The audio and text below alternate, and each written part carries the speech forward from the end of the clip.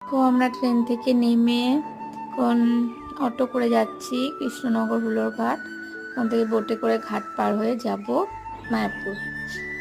তো দেখ কি সুন্দর লাগছে, পুরো গ্রাম্য পরিবেশ।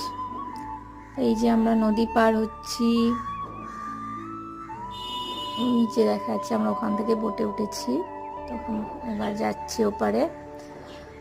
তো খুব সুন্দর ওয়েদার আজকে, হালকা রোদ, ঠান্ডা ঠান্ডা হাওয়া দিচ্ছে, খুব ভালো লাগছে।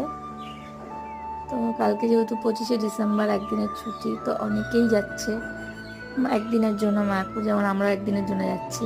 তো চলো ওপারে গিয়ে আমরা মন্দিরের কাছে কোনো একটা ভবনে উঠবো আজকের জন্য। তো বাকি ভিডিও তোমাদের সঙ্গে শেয়ার করবো, চলো।